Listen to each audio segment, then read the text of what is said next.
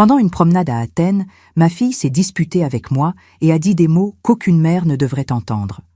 Le lendemain matin, elle avait disparu. Elle a caché mon passeport et, seule en Grèce, j'ai trouvé seulement un mot. « Je veux tout mon héritage. Tu es trop vieille pour gérer l'argent. » Je l'ai simplement lu et j'ai passé un appel. « Bonjour, je m'appelle Victoire Laurent. » Avant de commencer, je vous invite à vous abonner à cette chaîne, à laisser un like sur cette vidéo et à me dire en commentaire d'où vous nous écoutez. Cela m'aide énormément. Merci de votre soutien. Je me suis réveillée ce matin de septembre avec le silence le plus cruel que j'ai jamais entendu. Le soleil méditerranéen filtrait à travers les rideaux de lin blanc de ma suite aux Saintes. Georges Lycabettus, projetant des ombres dorées sur les murs. Athènes se réveillait lentement en contrebas, le bruit lointain des klaxons et des vendeurs ambulants montant depuis la place Syntagma. Mais dans cette chambre, il n'y avait que le vide. Ma fille avait disparu. J'ai tendu la main vers la table de nuit, cherchant instinctivement mon téléphone. Il n'était pas là. Mon sac Hermès, toujours posé sur le fauteuil près de la fenêtre, avait disparu également. Un frisson glacé a parcouru ma colonne vertébrale, malgré la chaleur qui commençait déjà à s'installer dans la pièce. Je me suis levée, mes pieds nus touchant le marbre froid. J'ai 64 ans et chaque mouvement me le rappelle désormais, surtout le matin. Mes articulations protestent, mes muscles sont plus lents à répondre. Mais mon esprit, lui, reste affûté comme une lame. C'est ce qui m'a permis de bâtir Laurent Pharmaceutical, de transformer une petite entreprise familiale en un empire de 300 millions d'euros. La porte de la chambre d'Estelle était ouverte. Le lit, parfaitement fait, ses valises Louis Vuitton, disparues. J'ai traversé le salon de la suite, mes mains tremblant légèrement. Sur la table basse en verre, un morceau de papier plié m'attendait, posé à côté d'un cendrier où un mégot de cigarette achevait de se consumer. J'ai pris le papier. L'écriture était celle d'Estelle, ses lettres rondes et enfantines qu'elle n'avait jamais vraiment perfectionnées, trop occupée à prendre des selfies et à gérer ses 2 millions d'abonnés sur Instagram. « Je veux tout mon héritage. Tu es trop vieille pour gérer l'argent. » Pas de signature, pas de maman, pas même un semblant de regret. J'ai relu ces mots 3 fois, comme si la répétition pouvait en changer le sens. Mais non, chaque lecture ne faisait que planter plus profondément le couteau dans mon cœur de mère. J'ai marché jusqu'au coffre-fort de la chambre, mes doigts tremblants sur le clavier numérique. Le code que j'avais paramétré la veille. La porte s'est ouverte avec un déclic métallique. Vide. Mon passeport, mes cartes de crédit, mes bijoux, tout avait disparu. Même la réserve de 2000 € en liquide que je gardais toujours pour les urgences. Estelle avait tout pris. Ma propre fille m'avait dépouillée pendant que je dormais. Je me suis assise sur le bord du lit, le mot froissé dans ma main. Les souvenirs de la veille ont déferlé comme une vague toxique. Notre dispute sur la terrasse de l'hôtel. Les regards des autres clients. La honte qui m'avait brûlé les joues pendant qu'Estelle hurlait que je volais son argent. C'est mon héritage, papa l'a laissé pour moi. Elle avait crié ces mots si fort que les serveurs s'étaient figés, les plateaux en suspens. J'avais tenté de la calmer, de lui expliquer que les 8 300 000 € que son père avait laissés étaient en gestion fiduciaire, que je ne faisais qu'administrer selon ses volontés, que tout lui reviendrait un jour. Mais Estelle ne voulait pas un jour. Elle voulait maintenant. Tout. Immédiatement. « Tu es une vieille femme égoïste qui s'accroche au pouvoir », avait-elle craché, son visage parfaitement maquillé, déformé par la rage. « Papa aurait honte de toi », j'avais levé la main et je l'avais giflé. Le silence qui avait suivi avait été assourdissant. Estelle avait touché sa joue, ses yeux verts brillants de larmes et de fureur. Puis elle avait souri, un sourire froid et calculateur que je ne lui connaissais pas. « Tu vas le regretter, maman. » Elle était partie, ses talons loup-boutins claquant sur le marbre de la terrasse. Je l'avais regardée disparaître dans l'ascenseur, sans savoir que c'était la dernière fois que je la verrais ainsi. Maintenant, assise dans cette chambre d'hôtel avec ce mot cruel dans les mains, je comprenais. Elle avait tout planifié. La dispute n'était pas un accès de colère, c'était une diversion. Pendant que je me tournais et retournais dans mon lit, rongée par la culpabilité et le chagrin, elle vidait le coffre, emballait ses affaires et me condamnait à l'abandon. J'ai marché jusqu'à la fenêtre. Athènes s'étendait devant moi, la colline du Lycabette dominant la ville. L'acropole visible au loin, malgré la brume de chaleur matinale. Cette ville antique, berceau de la civilisation, de la démocratie, de la philosophie. Et moi, Victoire Laurent, femme d'affaires respectée, mère dévouée, je me retrouvais prisonnière dans cette métropole étrangère, trahie par ma propre chair et mon propre sang. J'ai fermé les yeux, respiré profondément. La panique n'était pas une option. J'avais survécu à la mort de mon mari, aux guerres corporatives, aux tentatives de rachat hostiles. Je survivrais à cela aussi. J'ai ouvert les yeux et j'ai regardé le téléphone fixe de la chambre. Il était temps de passer cet appel. Mais avant de décrocher, j'ai dû m'asseoir à nouveau. Mes jambes tremblaient trop. L'adrénaline qui m'avait soutenue jusqu'ici commençait à se dissiper, laissant place à quelque chose de plus sombre, de plus profond. La trahison a ce pouvoir unique de vous vider de l'intérieur, de transformer votre propre corps en coquille creuse. Estelle avait 30 ans. 30 années pendant lesquelles je l'avais nourrie, élevée, protégée. Après la mort de son père, il y a 18 mois, j'étais devenue son seul parent, son seul repère. Ou du moins, c'est ce que je croyais. Manifestement, j'étais surtout devenue un obstacle entre elle et une fortune qu'elle considérait comme sienne de droit divin. Mon mari, Philippe, avait bâti notre empire pharmaceutique avec une vision claire, créer des médicaments accessibles pour les maladies négligées. Nous avions réussi au-delà de toute espérance. Mais Philippe connaissait sa fille mieux que moi, semble-t-il. Dans son testament, lu 3 jours après ses funérailles, il avait été explicite. L'héritage serait géré en fiducie jusqu'à ce qu'Estelle atteigne 40 ans, ou démontre une maturité financière et personnelle suffisante. Estelle avait explosé à la lecture de ces mots. Elle avait accusé son père, mort dans son cercueil à peine refroidi, de ne pas lui faire confiance. Elle m'avait accusé, moi, d'avoir manipulé Philippe sur son lit de mort. Rien n'était plus faux. J'avais même plaidé en sa faveur auprès de mon mari.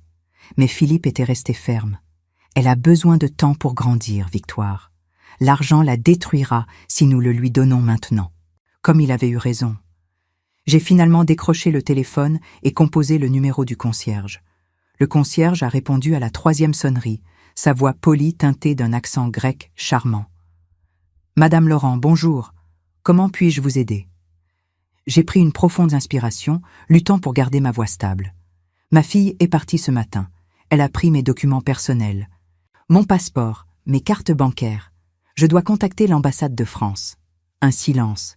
Puis, avec une prudence professionnelle, « Je vois. Souhaitez-vous que nous contactions la police ?» La police.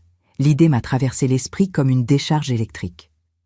Porter plainte contre ma propre fille. Voir son nom dans un rapport de police, peut-être même dans les journaux. Héritière française accuse sa mère de séquestration financière. Je pouvais déjà imaginer les gros titres, les commentaires venimeux de ces millions d'abonnés sur les réseaux sociaux. « Non », ai-je répondu fermement. « Pas pour le moment. Juste l'ambassade, s'il vous plaît. » « L'ambassade de France à Athènes ouvre à 9 h, madame. Je vous donne l'adresse et le numéro. » J'ai griffonné les informations sur le papier de l'hôtel. Rue Vassilissis Sophias, pas loin. Mais sans argent pour un taxi, sans carte d'identité, j'étais aussi immobile qu'une prisonnière. « Merci », ai-je murmuré avant de raccrocher. La chambre semblait se refermer sur moi. Je me suis levée, incapable de rester assise plus longtemps. J'ai ouvert la penderie où mes vêtements étaient restés intacts. Estelle n'avait pris que ce qui lui appartenait, me laissant mes tailleurs Chanel et mes robes Dior comme des témoins silencieux de ma déchéance. J'ai enfilé un ensemble sobre, beige et blanc, appliqué un minimum de maquillage pour cacher les cernes qui creusaient mes yeux. Dans le miroir, j'ai vu une femme de 64 ans qui paraissait soudain ses 70, les traits tirés, les lèvres pincées, le regard hanté. C'était comme regarder ma propre mère dans ces derniers jours, quand la maladie l'avait vidée de sa substance. Je suis descendue à la réception. Le hall du Saint-Georges Lycabettus respirait le luxe discret. Marbre blanc, lustre de cristal, parfum subtil de jasmin flottant dans l'air climatisé. Des couples élégants prenaient leur petit déjeuner sur la terrasse, riant doucement, planifiant leur journée de tourisme. Personne ne pouvait deviner qu'une femme parmi eux venait d'être abandonnée par son unique enfant. Le directeur, un homme d'une 50aine d'années nommé Dimitrios, s'est avancé vers moi avec un sourire professionnel qui s'est évanoui en voyant mon expression. « Madame Laurent, le concierge m'a informé. Je suis profondément désolé de votre situation. » Ma fille a réglé sa chambre avant de partir ? Oui, madame. À 5 heures du matin, elle a utilisé votre carte de crédit. Bien sûr, elle avait utilisé mon argent pour financer sa fuite. L'ironie était presque comique. Elle a dit quelque chose ? Dimitrios a hésité, mal à l'aise. Elle a mentionné que vous approuviez son départ anticipé, que vous restiez encore quelques jours à Athènes. Je vois. Mon ton était glacial, mais à l'intérieur, je brûlais. Estelle avait menti avec une facilité déconcertante, manipulant le personnel de l'hôtel comme elle manipulait ses abonnés en ligne. Madame, concernant votre séjour, la suite est réservée et payée jusqu'à vendredi. Après, je devrais partir sans avoir de quoi payer, ai-je complété. Il a baissé les yeux, embarrassé. Nous pouvons peut-être trouver un arrangement. L'hôtel ne souhaite pas vous mettre en difficulté. Sa gentillesse m'a touché, plus que je ne voulais l'admettre. J'ai hoché la tête, incapable de parler sans risquer de m'effondrer. Je vais faire des démarches aujourd'hui, pour le passeport, pour contacter ma banque en France. Bien sûr, madame, si vous avez besoin de quoi que ce soit, n'hésitez pas. Je suis sortie de l'hôtel, affrontant la chaleur athénienne de septembre. 32 degrés déjà, et il n'était que 10 heures. La lumière était aveuglante, se reflétant sur les trottoirs blancs et les façades des immeubles néoclassiques. Des touristes déambulaient avec leurs appareils photos, des Grecs pressés zigzaguaient entre eux. Tout le monde avait un but, une destination. Sauf moi. J'ai marché sans vraiment savoir où j'allais, mes talons claquant sur les pavés irréguliers. Les rues d'Athènes sont un labyrinthe, montant et descendant les collines, tournant brusquement, révélant tantôt une église byzantine, tantôt un café bondé où des hommes jouaient au domino en fumant. Je me suis retrouvée dans le quartier de Kolonaki, le quartier chic où les boutiques de luxe alternent avec les galeries d'art. Par habitude, j'ai ralenti devant une boutique Hermès, admirant les sacs en vitrine. Combien en possédais-je ? 15 ? 20 ? Des objets qui me définissaient, qui proclamaient ma réussite. Et maintenant, je n'en avais plus un seul. Vous admirez le Kelly ? Une voix masculine, grave, avec un accent grec atténué par des années passées à l'étranger. Je me suis retournée. L'homme était grand, dans les 65 ans, avec des cheveux blancs impeccablement coiffés et une barbe soigneusement taillée. Il portait un costume sombre, sans cravate, chemise blanche ouverte au col, une montre Patek Philippe au poignet. Mais ce qui m'a frappé, c'était son regard. Intelligent, perçant, comme s'il pouvait lire à travers les façades. « Le Kelly est un classique », ai-je répondu machinalement, retrouvant mes réflexes mondains, malgré tout. « Intemporel », a-t-il approuvé, « comme la vraie élégance. » Il m'a regardé plus attentivement et j'ai vu quelque chose changer dans son expression. De la curiosité, peut-être, ou de la reconnaissance. Vous êtes française, parisienne, et vous semblez perdue. Le mot a résonné en moi. Perdue. Oui, c'était exactement ce que j'étais. Perdue dans cette ville étrangère, perdue dans ma propre vie, perdue face à la trahison de ma fille. Je suis Nicolas Petrakis, s'est-il présenté en tendant la main. J'ai hésité une fraction de seconde avant de la serrer. Sa poignée de main était ferme, assurée. Victoire Laurent. Ses yeux se sont légèrement écarquillés. Laurent Pharmaceuticals. Ce n'était pas une question. Il savait qui j'étais. Dans le monde des affaires internationales, mon nom avait du poids. Vous me connaissez ? Qui ne connaît pas la femme qui a révolutionné le traitement de la malaria en Afrique ? Votre travail a sauvé des millions de vies. Un compliment sincère, sans flagornerie. Cela m'a désarmé. Et vous, monsieur Petrakis, que faites-vous ? Nicolas, s'il vous plaît. Je suis dans l'énergie. Petrakis Energy. Pétrole, gaz naturel et maintenant, énergie renouvelable. Un titan dans son domaine, donc. Pas étonnant qu'il connaisse mon nom. Puis-je vous offrir un café, Madame Laurent? Ou préférez-vous Victoire? J'aurais dû refuser. J'aurais dû inventer une excuse polie et continuer mon chemin. Mais quelque chose dans sa présence, dans son calme assuré, m'a attiré comme un phare dans la tempête. Victoire. Et oui, j'accepterais volontiers un café. Nous avons marché jusqu'à un café élégant sur la place Kolonaki, nous installant à une table ombragée sous un grand platane. Le serveur connaissait manifestement Nicolas, l'accueillant avec chaleur et respect. 2 cafés grecs, Yanis, et apporte-nous aussi des loukoums. Quand nous nous sommes retrouvés seuls, Nicolas m'a observé avec cette même attention pénétrante. Alors, Victoire Laurent, qu'est-ce qui vous amène à Athènes? Et pourquoi avez-vous l'air de quelqu'un qui vient de perdre une bataille? J'aurais pu mentir, j'aurais pu inventer une histoire plausible, préserver ma dignité, maintenir cette façade que j'avais perfectionnée pendant des décennies. Mais en cet instant, assise face à cet étranger grec dans un café d'Athènes, quelque chose en moi s'est brisé. Ma fille m'a abandonné ici. Elle a pris mon passeport, mes cartes bancaires, tout. Elle veut son héritage et pense que je suis trop vieille pour le gérer. Les mots sont sortis crus, sans filtre, et le silence qui a suivi a semblé durer une éternité.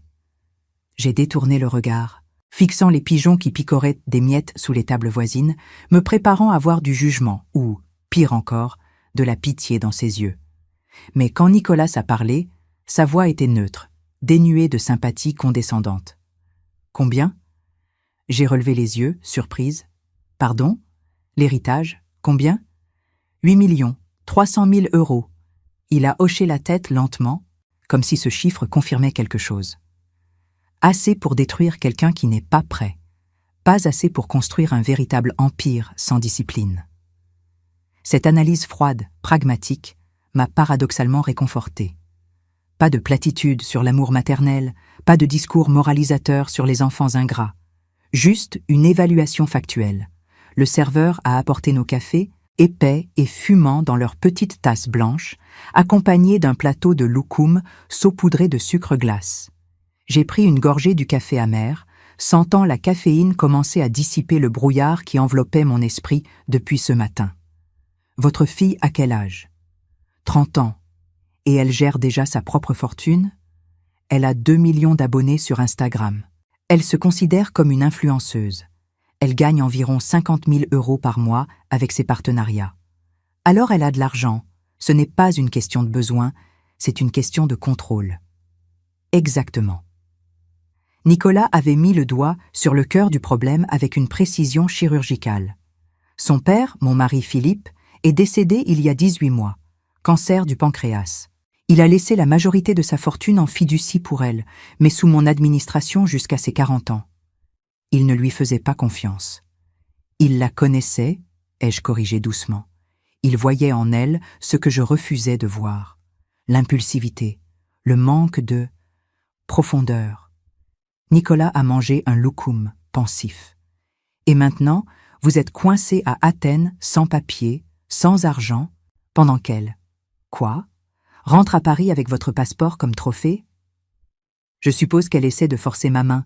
Si je ne peux pas rentrer, si je suis vulnérable, peut-être que je céderai et transférerai les fonds. Le ferez-vous? J'ai regardé cet homme que je connaissais depuis moins d'1 heure et j'ai dit la vérité. Non. Un sourire est apparu sur son visage, transformant ses traits sévères. Bien, parce que céder au chantage émotionnel ne fait qu'encourager le comportement. Elle gagnera cette bataille, mais perdra la guerre. Avant de continuer, si vous appréciez cette histoire, n'oubliez pas de vous abonner à la chaîne et de laisser un like. Cela m'aide vraiment à continuer à partager ces récits avec vous. Merci. Nous avons continué à parler pendant près de 2 heures. Nicolas m'a raconté son propre parcours. Fils d'un armateur modeste, il avait construit Petrakis Energy à partir de rien, survivant à 3 faillites avant de réussir. Il avait été marié, sa femme était décédée d'une embolie pulmonaire 5 ans auparavant. Il n'avait pas eu d'enfant. Parfois, je me dis que c'est une bénédiction, a-t-il admis. Voir ce que l'argent fait aux enfants. Ce que cela vous fait, Victoire. C'est tragique. Vous pensez que c'est l'argent qui a corrompu Estelle? Je pense que l'argent révèle qui nous sommes vraiment. Il ne crée pas le caractère, il l'expose. Cette perspective était à la fois libératrice et déchirante. Cela signifiait que ma fille n'avait pas été transformée par l'appât du gain. Elle avait toujours été ainsi, et je ne l'avais simplement jamais vue. « Que comptez-vous faire » a-t-il demandé, alors que le soleil commençait à décliner, baignant la place dans une lumière dorée. « Aller à l'ambassade demain, demander un passeport d'urgence, contacter ma banque pour débloquer des fonds, rentrer à Paris et… » Je me suis arrêtée. Et quoi? Affronter Estelle? La déshériter complètement? Céder? Et ensuite? Je ne sais pas encore. Nicolas a sorti une carte de visite de sa poche intérieure, un rectangle épais en papier crème avec son nom gravé en lettres dorées. Mon numéro personnel est au dos. Si vous avez besoin d'aide pendant votre séjour à Athènes, un prêt, un avocat, ou simplement quelqu'un avec qui parler, appelez-moi. J'ai pris la carte, sentant la texture luxueuse du papier sous mes doigts. Pourquoi? Vous ne me connaissez pas. Parce que j'ai rencontré suffisamment de personnes dans ma vie pour reconnaître l'intégrité quand je la vois. Et parce que… Il a hésité, puis a souri. Parce que vous me rappelez quelqu'un, ma mère. Elle aussi était une femme forte qui a été trahie par ceux qu'elle aimait. Nous nous sommes séparés sur la place Kolonaki alors que les lampadaires commençaient à s'allumer. Je suis retournée à l'hôtel à pied, mes jambes douloureuses, mais mon esprit étrangement calme. Dans ma chambre, j'ai trouvé un message du concierge glissé sous la porte. L'ambassade de France pouvait me recevoir le lendemain à 14 heures.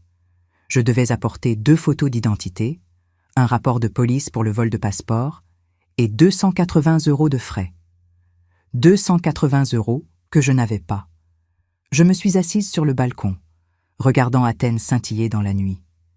Quelque part dans cette ville de 4 millions d'habitants, ou peut-être déjà en route vers Paris, ma fille dormait probablement paisiblement, convaincue d'avoir gagné.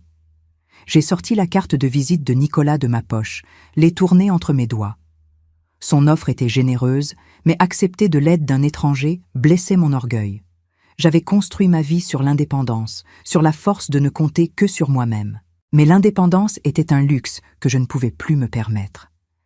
J'ai pris le téléphone de la chambre et composé le numéro au dos de la carte. Il a répondu à la 2e sonnerie. Nicolas Petrakis. C'est Victoire. J'aurai besoin d'aide pour les frais de passeport. Je passe vous prendre demain à 13 h. Nous irons à l'ambassade ensemble. Nicolas, pas de dette. Pas d'obligation. Considérez cela comme un investissement dans une future collaboration commerciale. J'ai toujours voulu entrer dans le secteur pharmaceutique. Il plaisantait, mais sa voix portait une note sérieuse qui suggérait qu'il ne plaisantait peut-être pas entièrement. « Merci », ai-je murmuré, la gorge serrée. « Dormez bien, Victoire. Demain, nous commençons à reprendre le contrôle. » Après avoir raccroché, je me suis allongée sur le lit, toujours habillée, fixant le plafond orné de moulures. La journée avait été un cauchemar éveillé, mais quelque chose avait changé durant ces heures passées avec Nicolas. Pour la première fois depuis le réveil, je ne me sentais plus seule. Et dans le silence de cette nuit grecque, j'ai commencé à comprendre que peut-être, juste peut-être, ce que j'avais pris pour une fin n'était qu'un commencement. Le lendemain matin, je me suis réveillée avec une détermination que je n'avais pas ressentie depuis des mois. Le soleil grec inondait ma chambre, chassant les ombres de la nuit précédente. J'ai pris une douche prolongée, laissant l'eau chaude dissoudre les tensions accumulées dans mes épaules et mon dos. Devant le miroir embué, j'ai observé mon reflet avec une honnêteté brutale. 64 ans, des rides profondes autour des yeux et de la bouche, témoins de décennies de sourires et de soucis. Des cheveux blonds, devenus presque blancs, que je teignais religieusement chaque mois à Paris. Ma peau, autrefois ferme, commençait à céder à la gravité. Mais mes yeux bleus acier, conservaient cette intensité qui avait intimidé plus d'un concurrent dans les salles de conseil. Estelle m'avait appelée « vieille », comme si l'âge était une maladie honteuse, une déchéance qui me disqualifiait automatiquement. Mais j'avais construit un empire avec ces mains vieillissantes. J'avais négocié des contrats de centaines de millions avec cet esprit prétendument sénile. L'âge n'était pas ma faiblesse, c'était mon arme. J'ai choisi mes vêtements avec soin, un tailleur pantalon marine, sobre mais élégant, une chemise en soie crème, des escarpins à talons moyens. Pas de bijoux, puisque ma fille avait tout pris, mais je n'en avais pas besoin. L'autorité ne se porte pas, elle émane. À 13 heures précises, le concierge m'a appelé pour m'annoncer l'arrivée de Nicolas. Je suis descendue et l'ai trouvé dans le hall, impeccable dans un costume gris anthracite. Son visage s'est éclairé en me voyant. Vous avez l'air reposé. Je suis une excellente menteuse, ai-je répondu avec un sourire ironique. Il a ri, un son grave et chaleureux qui a fait tourner quelques têtes dans le hall. Alors nous avons cela en commun, tous les bons hommes d'affaires le sont. Sa voiture attendait devant l'hôtel, une Mercedes classe S noire avec chauffeur. Le luxe discret des véritables fortunes, pas l'ostentation vulgaire des nouveaux riches.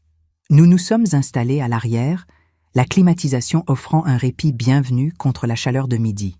J'ai pris la liberté de contacter un avocat, a-t-il dit pendant que nous roulions vers l'ambassade. Spiros Maras, il est le meilleur en droit international à Athènes. Si vous devez prendre des mesures légales concernant votre fille, il pourra vous conseiller. Nicolas, vous en faites trop. Au contraire, je suis fasciné de voir comment vous allez gérer cette situation. Et puis, il a marqué une pause. Cela fait longtemps que je n'ai pas eu une conversation aussi stimulante avec quelqu'un.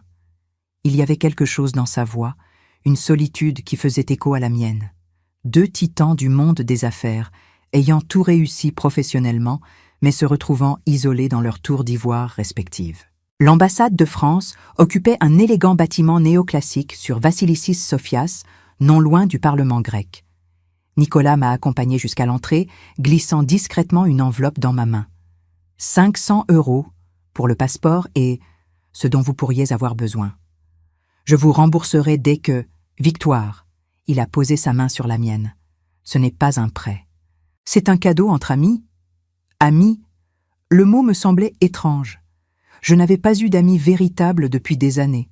Des associés, des contacts professionnels, des connaissances mondaines, oui. Mais des amis? Les gens qui gravitaient autour de moi le faisaient pour mon argent, mon influence, mes connexions. Merci, ai-je murmuré, touché malgré moi. À l'intérieur de l'ambassade, j'ai été reçu par une jeune femme efficace, nommée Clotilde, qui m'a fait remplir une montagne de formulaires. Rapport de vol, déclaration sur l'honneur, demande de passeport d'urgence. Mes doigts crempaient en écrivant, mais j'ai persévéré. Madame Laurent, je dois vous informer que le délai standard pour un passeport d'urgence est de 15 jours ouvrables. 15 jours. Mon estomac s'est noué. 2 semaines de plus coincées à Athènes, sans ressources, dépendant de la charité d'étrangers. Cependant, Clotilde a ajusté ses lunettes. Étant donné votre profil et les circonstances exceptionnelles, nous pourrions accélérer le processus. Peut-être une semaine. Une semaine. 7 jours pendant lesquels Estelle aurait tout le temps de vider les comptes accessibles, de semer le chaos dans ma vie. Faites le nécessaire, s'il vous plaît.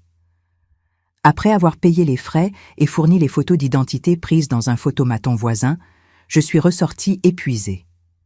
Nicolas m'attendait dans la voiture, parcourant des documents sur sa tablette. Alors, 1 semaine. Au mieux. Parfait. Cela vous donne le temps de préparer votre stratégie. Je me suis tourné vers lui, intrigué. Quelle stratégie? Celle qui garantira que votre fille ne gagnera pas cette guerre qu'elle a commencée. Nous avons roulé en silence pendant quelques minutes, traversant le centre d'Athènes jusqu'à sortir vers la côte. Le paysage urbain a cédé la place à des vues sur la mer Égée, d'un bleu si intense qu'il en semblait irréel. Où allons-nous? Chez moi, j'ai pensé que vous apprécieriez un endroit tranquille pour réfléchir. Et puis, il faut que vous mangiez quelque chose. Vous n'avez rien avalé depuis hier soir. Comment le savait-il? Puis j'ai réalisé qu'il avait probablement demandé au personnel de l'hôtel. Cette attention aux détails, cette capacité à anticiper les besoins, c'étaient les marques d'un véritable leader. Sa propriété se trouvait à Vouliagmeni, sur les hauteurs dominant la mer. Un mur blanc immaculé cachait la demeure, s'ouvrant sur un portail électrique qui révélait un jardin méditerranéen luxuriant. Oliviers centenaires, bougainvilliers pourpres, jasmin odorant. La maison elle-même était un chef-d'œuvre d'architecture moderne, tout en blanc et en vert, avec des lignes épurées qui s'intégraient harmonieusement au paysage. C'est magnifique, ai-je soufflé en sortant de la voiture. Ma femme l'a conçue, architecte de formation. Elle disait qu'une maison devait respirer avec son environnement, pas contre lui. Il y avait de la mélancolie dans sa voix, mais aussi de la fierté. Un homme qui honorait encore la mémoire de sa défunte épouse. L'intérieur était tout aussi impressionnant. Sols en marbre blanc, mobilier minimaliste mais luxueux, œuvres d'art contemporain aux murs. Mais surtout, des baies vitrées immenses offrant une vue panoramique sur la mer. Une femme d'une 50aine d'années, vêtue simplement, est apparue. « Victoire, voici Maria. Elle gère ma maison depuis 20 ans. Maria, prépare-nous un déjeuner sur la terrasse, s'il te plaît. » Maria m'a salué chaleureusement en grec, puis en anglais, avant de disparaître vers ce que je supposais être la cuisine. Nicolas m'a guidé vers une vaste terrasse ombragée par une pergola couverte de vignes. Une table était déjà dressée, face à l'infini bleu de la mer. « Asseyez-vous, détendez-vous, nous avons toute la journée. » Je me suis installée, sentant la tension dans mes épaules se relâcher légèrement. La vue était hypnotique, les vagues se brisant doucement contre les rochers en contrebas, des voiliers glissant au loin comme des jouets blancs. « Parlez-moi de votre entreprise », a-t-il demandé en servant du vin blanc dans nos verres. « Laurent Pharmaceuticals. Comment avez-vous réussi là où tant d'autres ont échoué ?» C'était un terrain familier, confortable. J'ai commencé à raconter comment Philippe et moi avions repris la petite entreprise familiale de son père, spécialisée dans les génériques. Comment nous avions identifié un créneau négligé, les maladies tropicales qui ravagèrent l'Afrique, mais n'intéressaient pas les grands laboratoires, car non rentables. Tout le monde nous disait que c'était de la folie, ai-je expliqué, m'animant malgré moi. Investir des millions dans la recherche pour des médicaments qui seraient vendus à prix coûtant. Mais Philippe avait une vision. Il disait que le vrai succès n'était pas compté en euros, mais en vies sauvées. Un idéaliste pragmatique. Il a structuré l'entreprise pour que nos médicaments pour pays riches financent nos programmes pour pays pauvres. Un modèle Robin des Bois, en quelque sorte. Et cela a fonctionné. Au-delà de nos espérances. Aujourd'hui, Laurent Pharmaceuticals opère dans 53 pays. Nos traitements antipaludiques ont réduit la mortalité infantile de 40% dans les zones où ils sont distribués. Maria est arrivée avec un plateau chargé de mésés, tzatziki crémeux, olives luisantes, feuilles de vigne farcies, poulpe grillé, salade grecque débordant de feta. L'arôme m'a fait réaliser à quel point j'avais faim. Nous avons mangé en silence pendant quelques minutes, savourant la nourriture simple mais exquise. « Votre fille comprend-elle ce que représente vraiment cette entreprise ?» a finalement demandé Nicolas. J'ai posé ma fourchette, la question touchant un air sensible. Estelle n'a jamais manifesté d'intérêt pour l'entreprise familiale. Elle voyait Laurent Pharmaceuticals comme une machine à faire de l'argent. Rien de plus.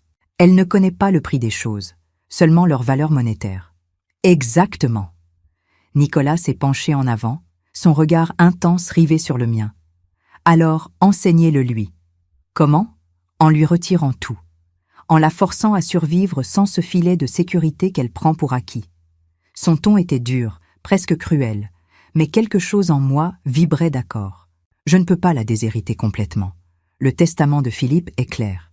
Mais vous pouvez restructurer la fiducie, modifier les conditions d'accès, et surtout, il a souri, vous pouvez faire quelque chose qu'elle n'attend pas du tout. Quoi ? Refaire votre vie ici, en Grèce, loin d'elle. L'idée m'a frappé comme un coup de tonnerre.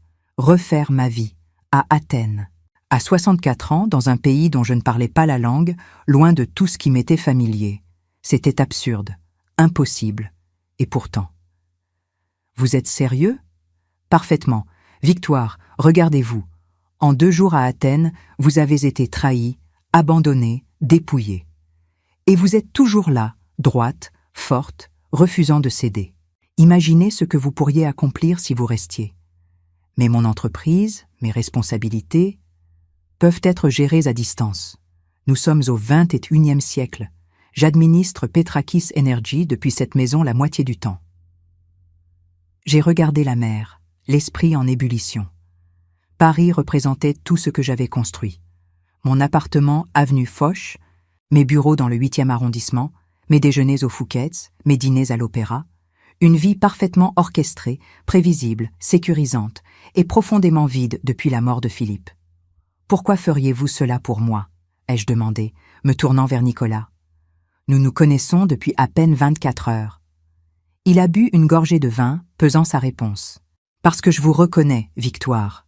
Vous êtes comme moi, un survivant, quelqu'un qui a tout construit à partir de rien, qui a tout sacrifié pour réussir. Et maintenant que nous sommes au sommet, nous découvrons que le succès est une montagne solitaire. » Sa vulnérabilité soudaine m'a touché. Cet homme puissant, ce titan de l'industrie, admettait ce que je ressentais depuis des mois sans oser me l'avouer. La solitude écrasante qui accompagne le pouvoir. « Ma femme est morte il y a 5 ans, a-t-il continué. Depuis, j'existe, mais je ne vis pas. Je travaille, je mange, je dors. Un cycle mécanique. Puis hier, je vous ai rencontré, et pour la première fois en 5 ans, j'ai ressenti quelque chose. Mon cœur s'est accéléré. Ce n'était pas une déclaration romantique, pas encore. C'était quelque chose de plus fondamental. 2 âmes solitaires reconnaissant leur reflet mutuel. « Nicolas, je ne sais pas. Ne décidez rien maintenant. Restez à Athènes 7 semaines en attendant votre passeport, laissez la ville vous parler, et ensuite, décidez. » Maria est revenue avec le plat principal, du poisson grillé, du lavraki selon Nicolas, accompagné de légumes rôtis et d'une sauce au citron. Le repas s'est poursuivi dans une atmosphère plus légère, parlant de tout et de rien. Voyages, livres, musique. J'ai découvert que Nicolas aimait Wagner et détestait Picasso, qu'il avait visité 63 pays, mais n'était jamais allé en Amérique du Sud, qu'il jouait du violoncelle en amateur. Après le déjeuner, il m'a proposé de visiter sa propriété. Nous avons marché dans le jardin, descendant un sentier de pierre jusqu'à une petite crique privée où un bateau à moteur était amarré. « Je sors en mer tous les matins à l'aube », a-t-il dit. « C'est ma méditation. Le silence, le mouvement des vagues, le lever du soleil sur léger. Cela semble paisible. Cela l'est. Voulez-vous que nous sortions un peu ?» J'ai hésité. Le soleil commençait déjà à décliner, baignant tout d'une lumière dorée. Mais quelque chose dans son invitation, dans la perspective de glisser sur cette mer mythique, m'attirait irrésistiblement. Oui. Le bateau était petit mais élégant, un Chris-Craft vintage parfaitement entretenu. Nicolas a démarré le moteur avec l'aisance de quelqu'un qui a fait ce geste des milliers de fois, et nous avons quitté la crique, filant vers le large. Le vent dans mes cheveux, l'écume salée sur mes lèvres, le ronronnement régulier du moteur, c'était grisant. Je me suis tenue à la proue, fermant les yeux, sentant pour la première fois depuis des mois quelque chose ressemblant à de la liberté. Nicolas a coupé le moteur quand nous étions suffisamment loin de la côte, et nous avons dérivé doucement, le bateau se balançant au rythme des vagues. Le silence était absolu, seulement ponctué par le cri lointain des mouettes. « Mon père était pêcheur », a-t-il dit, assis à côté de moi sur le banc arrière. « Pas un armateur, un simple pêcheur. Il partait avant l'aube et rentrait après le coucher du soleil, sentant le poisson et le sel. Il gagnait à peine de quoi nous nourrir. Comment êtes-vous passé de cela à Petrakis Energy ? Obstination et chance. J'ai obtenu une bourse pour étudier l'ingénierie à Athènes, puis un master à Londres. J'ai travaillé pour British Petroleum pendant 10 ans, apprenant le métier. Puis j'ai tout quitté pour créer ma propre entreprise avec un prêt de 50 000 €. Un grand risque, le seul qui valait la peine. Ma première grosse affaire, un contrat de forage en mer Noire, a failli me ruiner. Tout reposait sur un seul puits. S'il était sec, je perdais tout. Mais il ne l'était pas? Non. Et ce puits a été le premier d'une série qui a établi Petrakis Energy comme acteur majeur dans la région. Aujourd'hui, nous valons 350 millions d'euros. Des chiffres similaires aux miens. Nous étions vraiment égaux, non seulement en fortune, mais en parcours. 2 self-made millionnaires qui avaient gravi la montagne depuis le bas. « Votre fille ne comprend pas d'où vient l'argent », a-t-il observé. « Elle est née au sommet. Elle n'a jamais eu faim, jamais eu peur de perdre ce qu'elle avait. Philippe voulait qu'elle apprenne. Il m'avait suggéré de la faire travailler dans l'entreprise, de la former. Mais j'ai été faible. je lui ai permis de poursuivre cette carrière d'influenceuse, pensant qu'elle finirait par se lasser, par revenir vers quelque chose de plus substantiel. Au lieu de cela, elle a construit une existence basée sur l'apparence. Le nombre de likes, de followers, de commentaires, une validation superficielle et addictive. Exactement. Le soleil touchait maintenant l'horizon, embrasant le ciel de rouge et d'or. C'était d'une beauté à couper le souffle, le genre de spectacle qui vous rappelle votre insignifiance face à l'univers. Victoire, Nicolas s'est tourné vers moi, son visage grave dans la lumière déclinante. Je vais vous dire quelque chose que vous ne voulez probablement pas entendre. Allez-y. Vous devez abandonner l'espoir de changer Estelle. Elle a 30 ans, son caractère est formé. Les gens ne changent que s'ils veulent vraiment changer. Et cela nécessite une crise profonde, un moment de vérité brutale. En continuant à la protéger, en gérant sa fiducie, en étant disponible pour la sauver, vous l'empêchez d'atteindre ce point de rupture. Ces mots étaient durs, mais justes. J'avais passé 3 décennies à être le filet de sécurité d'Estelle, à amortir ses chutes, à réparer ses erreurs. Quand elle avait dépensé 100 000 € en un mois à 23 ans, j'avais payé ses dettes. Quand elle avait été arrêtée pour conduite en état d'ivresse à 26 ans, j'avais engagé le meilleur avocat de Paris. Quand son premier projet d'entreprise, une ligne de cosmétiques ridicule, avait fait faillite, j'avais épongé les pertes. Je suis sa mère. Ai-je murmuré, les larmes me piquant les yeux. Et c'est précisément le problème. Vous êtes tellement investi dans votre rôle de mère que vous avez oublié d'être Victoire, la femme qui a révolutionné l'industrie pharmaceutique, la femme qui a sauvé des millions de vies, la femme qui mérite de vivre pour elle-même. Les larmes ont débordé, coulant silencieusement sur mes joues. Nicolas ne m'a pas consolée, ne m'a pas prise dans ses bras. Il m'a simplement laissé pleurer, respectant ma douleur sans essayer de la minimiser. Quand je me suis finalement ressaisie, le soleil avait disparu, laissant un crépuscule violet sur la mer. « Que me conseillez-vous de faire ?» ai-je demandé, ma voix rauque. « Demain, contactez votre banque à Paris, bloquez tous les transferts de la fiducie, puis contactez votre avocat et modifiez les termes. Estelle recevra 10 000 € par mois, pas plus, jusqu'à ses 50 ans. Le reste sera investi et restera inaccessible. Elle va me détester. Elle vous déteste déjà, Victoire. Du moins, elle déteste ce que vous représentez. Un obstacle entre elle et l'argent. Autant que cette haine serve un but constructif. J'ai inspiré profondément, l'air salin remplissant mes poumons. D'accord, je le ferai.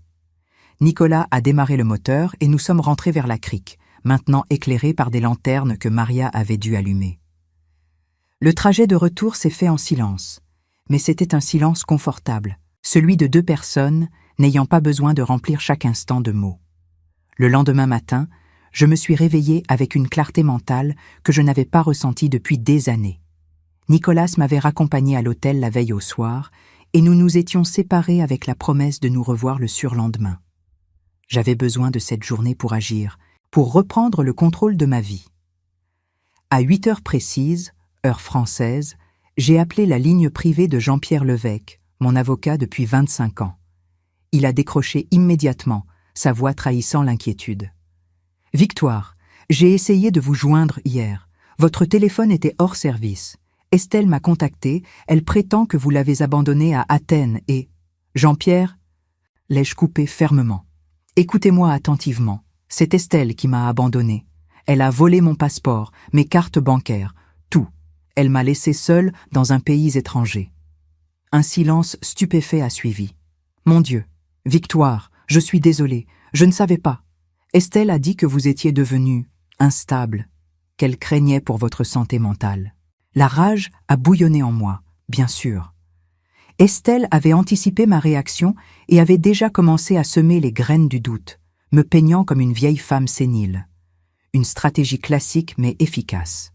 « Jean-Pierre, connaissez-vous le nom de la maladie qui a tué Philippe ? » Le cancer du pancréas, évidemment.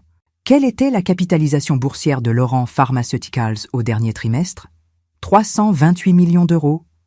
Et le nom du PDG de notre principal concurrent ? Markus Hoffmann, de Bayer Pharma. Voilà. Est-ce que cela ressemble à une femme souffrant de démence ? Non, bien sûr que non. Je suis désolée, Victoire. J'aurais dû... Ce qui est fait est fait. Maintenant, écoutez attentivement. Je veux que vous modifiez immédiatement les termes de la fiducie d'Estelle. Elle recevra désormais 10 000 € par mois, versés le premier de chaque mois. Tout le reste, les 8 300 000 €, resteront investis et inaccessibles jusqu'à ses 50 ans. Victoire, c'est drastique. Elle va quoi? Me détester plus qu'elle ne le fait déjà? Tenter de me faire interdire? Quel essai? J'ai tous mes esprits et je peux le prouver. Exécutez mes instructions, Jean-Pierre. Aujourd'hui. Très bien. Mais je dois vous avertir que cela prendra au moins 48 heures pour que les modifications soient légalement enregistrées. Faites-le en 24. Appelez tous les contacts nécessaires. Je vous autorise à payer les frais d'urgence. Entendu. Et Victoire, prenez soin de vous, si vous avez besoin de quoi que ce soit. J'ai tout ce qu'il me faut. Merci, Jean-Pierre. Après avoir raccroché, j'ai appelé ma banque privée à Genève. Le directeur, Christophe Weber, un Suisse méticuleux que je connaissais depuis 15 ans, a été tout aussi choqué d'apprendre la situation. « Madame Laurent, c'est inadmissible. Souhaitez-vous que nous gelions les comptes de votre fille ? » Non. Elle n'a accès qu'à son compte personnel. Environ 200 000 € si je me souviens bien. Laissez-la les dépenser. Je veux voir combien de temps cela lui prendra. Compris. Et concernant vos propres comptes ? Je veux activer les alertes de transactions sur tous mes comptes. Si quelqu'un tente d'accéder à quoi que ce soit, je veux être informé immédiatement. Et transférer 50 000 € sur un nouveau compte que j'ouvrirai ici, à Athènes. À Athènes ? Vous comptez rester en Grèce ? Peut-être, je n'ai pas encore décidé. Après ces 2 appels, je me suis sentie vidée mais satisfaite. Les rouages étaient en marche. Estelle découvrirait bientôt que sa petite rébellion avait des conséquences bien plus importantes qu'elle ne l'avait imaginé. J'ai passé le reste de la matinée à explorer Athènes à pied. Sans argent réel, juste les 500 € de Nicolas, dont j'avais à peine entamé la moitié, je me suis promenée comme une touriste ordinaire. J'ai grimpé jusqu'à l'Acropole, me joignant aux hordes de visiteurs armés de selfie sticks et de guides touristiques. Au sommet, face au Parthénon, j'ai ressenti quelque chose d'étrange et de merveilleux, de l'humilité. Ce temple avait plus de 2500 ans. Il avait survécu aux guerres, aux invasions, aux tremblements de terre, aux pillages. Les empires étaient tombés, des civilisations entières avaient disparu, mais le Parthénon demeurait, témoin silencieux de l'insignifiance de nos drames personnels face à l'éternité. Ma dispute avec Estelle, aussi douloureuse soit-elle, n'était qu'une goutte d'eau dans l'océan du temps. Dans 100 ans, dans 1000 ans, qui se souviendrait de Victoire Laurent et de sa fille ingrate? Personne. Cette pensée, au lieu de me déprimer, m'a libérée. Si rien de tout cela n'avait d'importance cosmique, alors j'étais libre de vivre comme je le voulais, sans le poids des attentes ou des obligations. J'ai déjeuné dans une petite taverne du quartier de Plaka, commandant un simple souvlaki et une salade grecque.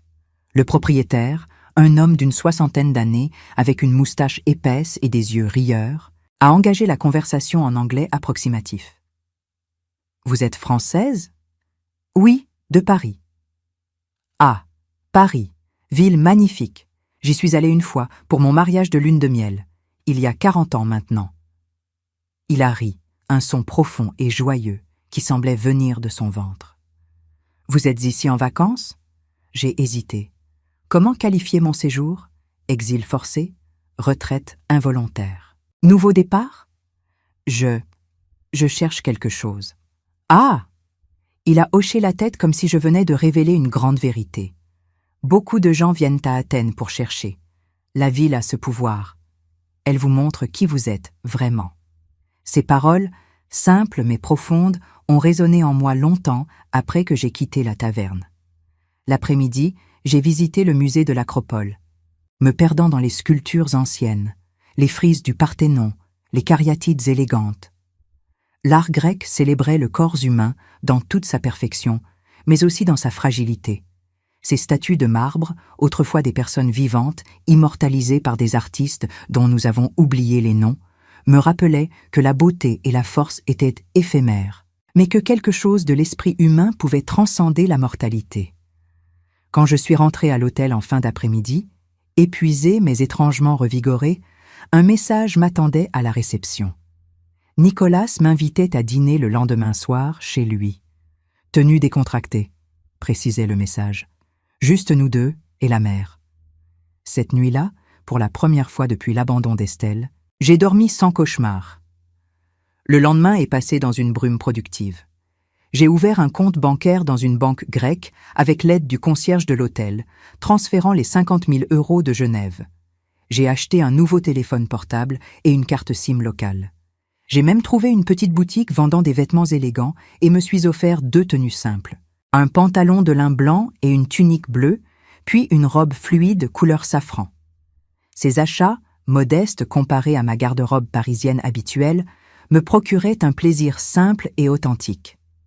C'était mon argent, dépensé pour moi, sans avoir à justifier ou à expliquer. En fin d'après-midi, je me suis préparée pour le dîner chez Nicolas avec un soin particulier. J'ai choisi la robe safran, laissé mes cheveux détachés pour une fois, au lieu de mon chignon habituel, appliqué un maquillage léger. Dans le miroir, j'ai vu non pas une femme de 64 ans tentant désespérément de paraître plus jeune, mais une femme de 64 ans acceptant et embrassant son âge. Nicolas est venu me chercher à 19 h.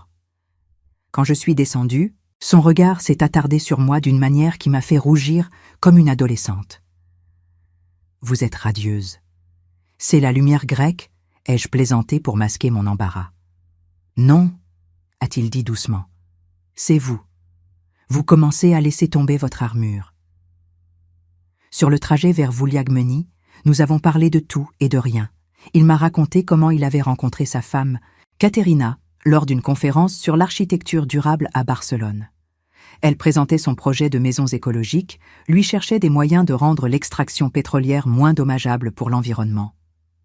C'était une idéaliste, comme votre Philippe. Elle croyait qu'on pouvait changer le monde une maison à la fois. Moi, le cynique, j'ai été conquis par sa passion. Comment est-elle morte? Embolie pulmonaire, totalement inattendue. Un matin, elle s'est réveillée avec une douleur à la poitrine. 6 heures plus tard, elle était partie. Sa voix était restée stable, mais je voyais la douleur dans ses yeux. Aucun adieu, aucune chance de lui dire tout ce que j'aurais voulu lui dire. C'est le pire, les mots non dits qui vous hantent. Je comprends. Philippe a eu 4 mois entre le diagnostic et sa mort. Mais même avec tout ce temps, je n'ai jamais trouvé les bons mots. Peut-être n'y a-t-il pas de bons mots, a-t-il observé. À la villa, la table était dressée sur la terrasse, éclairée uniquement par des bougies et la lune presque pleine qui se levait sur la mer. Maria avait préparé un festin.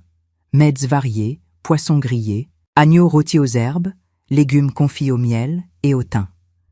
Nous avons mangé lentement, savourant chaque bouchée, chaque gorgée du vin rouge corsé qu'il avait sélectionné. Jean-Pierre a appelé cet après-midi, ai-je annoncé entre 2 plats. Les modifications de la fiducie sont enregistrées. Estelle recevra son premier versement de 10 000 € le 1er septembre.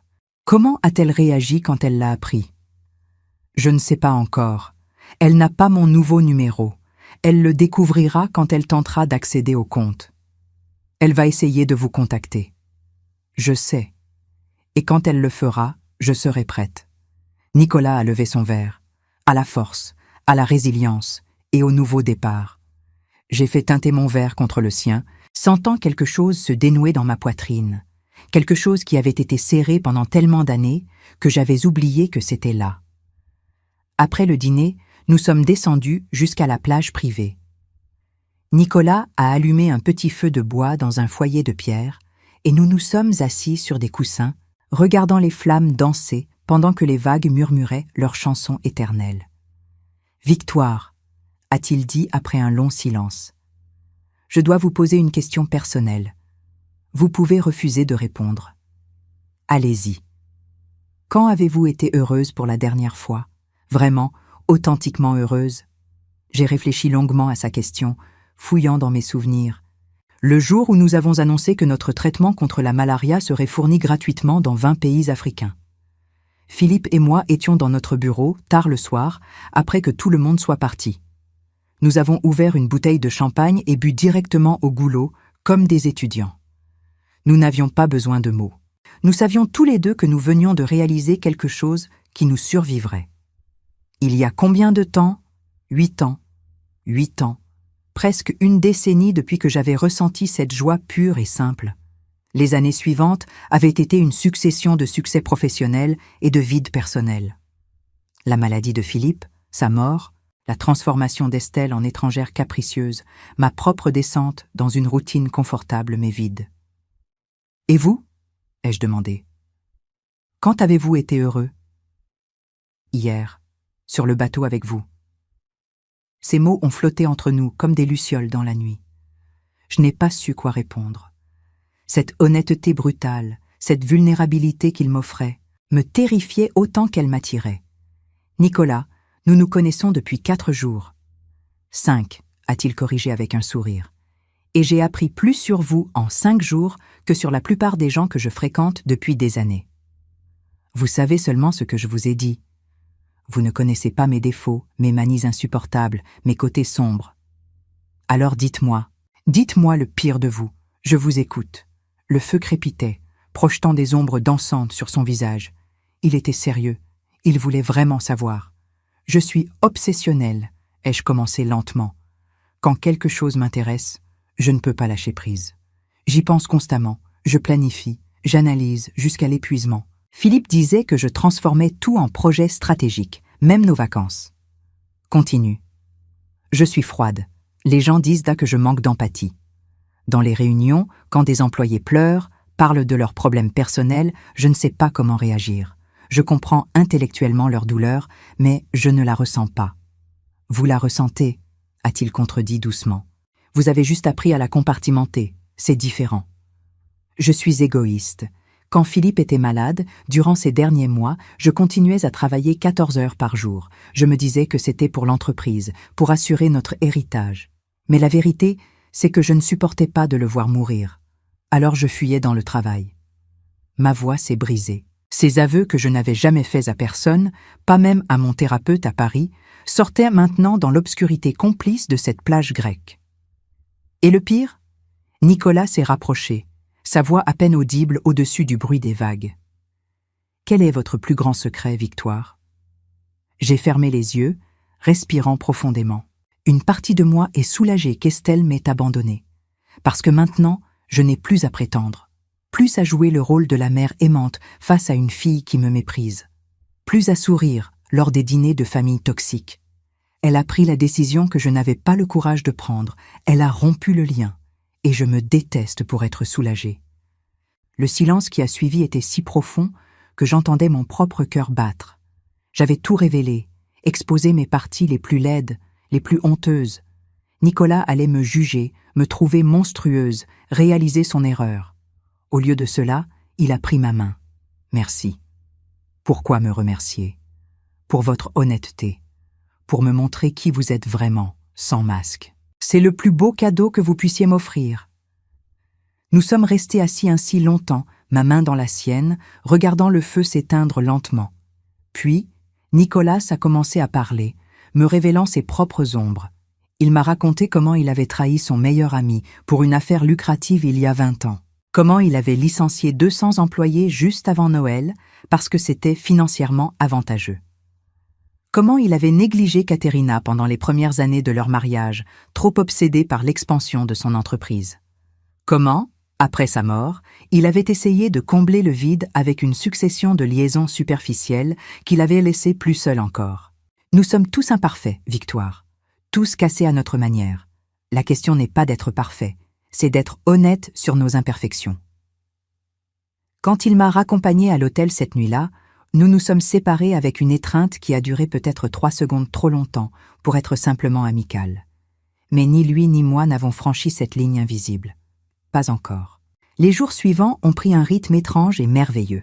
Le matin, je gérais mes affaires depuis ma chambre d'hôtel. Vidéoconférence avec mon équipe à Paris, révision de rapports financiers, approbation de décisions stratégiques. J'ai découvert que Jean-Pierre avait raison. L'entreprise fonctionnait parfaitement sans ma présence physique. Mon absence n'avait rien perturbé. Cette réalisation était à la fois humiliante et libératrice. L'après-midi, j'explorais Athènes. J'ai visité le musée archéologique national, me perdant pendant des heures parmi les sculptures cycladiques et les bijoux mycéniens. J'ai déambulé dans les marchés aux puces de Monastiraki, marchandant avec des vendeurs en utilisant mon grec rudimentaire appris sur une application. J'ai même pris un cours de cuisine grecque dans une petite école du quartier de Psyrie, apprenant à préparer des dolmades et du moussaka avec 6 autres touristes. Les soirées, je les passais avec Nicolas. Nous dînions tantôt dans des restaurants étoilés donnant sur l'acropole illuminée, tantôt dans des tavernes de quartier où il connaissait le propriétaire depuis 30 ans. Nous parlions de philosophie, de politique, d'art, de science. Nous débattions, nous disputions même parfois, nos tempéraments forts se heurtant, puis trouvant un équilibre. Il m'a présenté à son cercle restreint d'amis, un architecte renommé, une galeriste influente, un professeur de philosophie à l'université d'Athènes, des gens brillants, passionnés, qui m'ont accueilli avec une chaleur qui contrastait avec la froideur polie de mon cercle parisien. Le 6e jour après mon arrivée à Athènes, l'ambassade m'a appelé. Mon passeport d'urgence était prêt. Je pouvais rentrer à Paris quand je voulais. Je suis allé le chercher l'après-midi même, tenant ce petit livret bleu marine dans mes mains comme si c'était un objet extraterrestre. Mon visage sur la photo, sévère, fatigué, plus vieux que je ne me souvenais. Mais c'était mon ticket pour la liberté. Je pouvais partir, retrouver mon appartement, mon bureau, ma vie organisée. Au lieu de réserver un vol, je suis allé me promener dans le jardin national, un oasis de verdure au cœur d'Athènes. Je me suis assise sur un banc près d'un petit étang où des tortues se prélassaient au soleil. Des enfants jouaient non loin, leurs cris joyeux résonnant entre les arbres centenaires. Mon téléphone a sonné. Un numéro français non enregistré. Mon cœur s'est accéléré. Estelle. J'ai laissé sonner 3 fois avant de répondre. Maman ? Sa voix était petite, fragile, si différente de son ton arrogant habituel. Maman, s'il te plaît, ne raccroche pas. J'ai attendu, ne disant rien. Je suis désolée. Pour tout. Pour ce que j'ai dit, pour ce que j'ai fait. J'ai perdu la tête. J'avais des problèmes, des dettes, je paniquais. Combien ? Ma voix était neutre, clinique. Quoi ? Combien de dettes ? Et pourquoi ?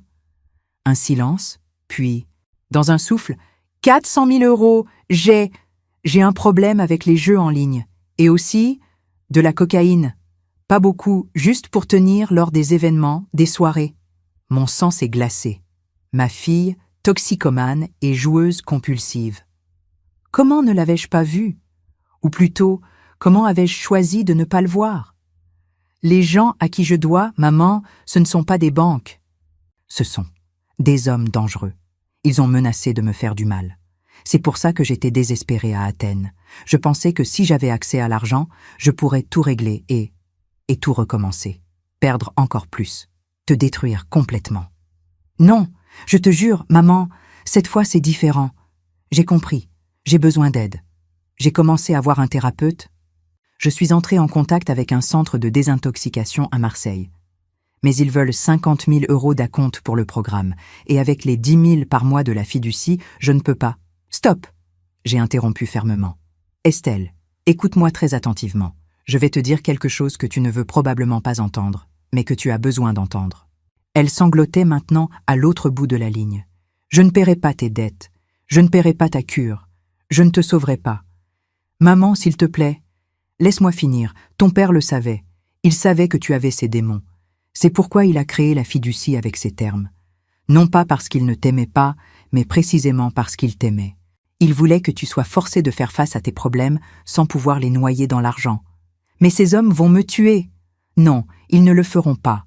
Les usuriers ne tuent pas leurs débiteurs, ils les saignent. Va voir la police, Estelle. Dépose une plainte. Admets ce que tu as fait. Affronte les conséquences. Tu es en train de me condamner. Non, je suis en train de te libérer. Ces 10 000 € par mois, c'est suffisant pour vivre modestement, pour payer un thérapeute, pour reconstruire ta vie. Mais seulement si tu le veux vraiment, si tu es prête à travailler, à grandir, à changer. Et si je ne peux pas ?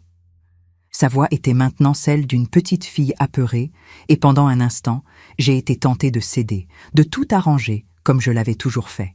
Puis j'ai pensé à Nicolas, à ses paroles. Vous l'empêchez d'atteindre son point de rupture. Alors tu échoueras, et tu apprendras de cet échec. Ou tu ne l'apprendras pas, et tu continueras à échouer jusqu'à ce que tu décides que tu en as assez. Mais ce sera ton choix, Estelle. Plus le mien. Je te déteste. Je sais. Mais un jour, peut-être, tu me remercieras. Tu es une mère horrible. Probablement. Mais je suis une mère honnête. Je t'aime, Estelle. Je t'aimerai toujours. Mais je ne te sauverai plus. J'ai raccroché avant qu'elle ne puisse répondre, mes mains tremblant si violemment que j'ai failli lâcher le téléphone. J'ai pleuré sur ce banc pendant 10 minutes, des larmes de douleur et de libération mêlées. Quand je me suis finalement ressaisie, j'ai appelé Nicolas. J'ai parlé à Estelle. Et je lui ai dit non. Comment te sens-tu? Comme si j'avais sauté d'une falaise, terrifiée, exhilarée, vivante. Bien, viens dîner ce soir. J'ai quelque chose à te montrer. Ce soir-là, quand je suis arrivée chez Nicolas, j'ai trouvé la villa transformée. Des dizaines de bougies illuminaient la terrasse et une table était dressée pour deux. Mais pas sur la terrasse habituelle. Non, elle était installée sur un ponton flottant, directement au-dessus de l'eau, accessible par une passerelle de bois. Les vagues léchaient doucement les piliers, créant une mélodie apaisante. « Qu'est-ce que c'est que tout ça ?» ai-je demandé, stupéfaite. « Une célébration » a répondu Nicolas en me tendant une coupe de champagne. « Tu as fait quelque chose d'extraordinairement difficile aujourd'hui. Tu mérites d'être célébré. » Nous avons marché jusqu'au ponton, nos pas faisant légèrement osciller la structure. La sensation d'être suspendu au-dessus de l'eau, entouré par la mer de tous côtés, était à la fois déstabilisante et magique. Le dîner était simple mais exquis. Langoustines grillées, salade de poulpe, riz au safran. Maria nous a servi avec un sourire complice, puis s'est éclipsée, nous laissant seuls sous le ciel étoilé. « Tu as ton passeport ?» a observé Nicolas après notre premier verre. « Tu peux rentrer à Paris quand tu veux. »« Oui. Vas-tu le faire ?» J'ai regardé autour de moi, la mer Noire argentée par la lune, les lumières d'Athènes scintillant au loin, cet homme face à moi dont la présence était devenue aussi naturelle que respirée. Je ne sais pas. Ma vie est à Paris. Mon entreprise, mon appartement, mes habitudes. Mais ton cœur ? Il s'est penché en avant, son regard intense fixé sur moi. Où est ton cœur, Victoire ? La question m'a transpercée. Où était mon cœur ? À Paris, dans cet appartement trop grand où je vivais seule depuis 18 mois. Dans ce bureau où je passais 60 heures par semaine à diriger une entreprise qui fonctionnait parfaitement sans moi. Ou ici, dans cette ville chaotique et belle, avec cet homme qui me voyait vraiment. Mon cœur, ai-je dit lentement, est en train de découvrir qu'il peut battre ailleurs. Nicolas a souri, ce sourire rare qui transformait tout son visage. J'ai une proposition à te faire, professionnelle d'abord, puis personnelle. Je t'écoute. Professionnelle, Petrakis Energy veut se diversifier dans les biotechnologies. Nous avons les ressources financières, les infrastructures, les connexions politiques. Ce qui nous manque, c'est l'expertise. Laurent Pharmaceuticals pourrait fusionner avec ma division biotechnologie, une joint venture à 50-50. Mon esprit s'est immédiatement mis en mode analyse.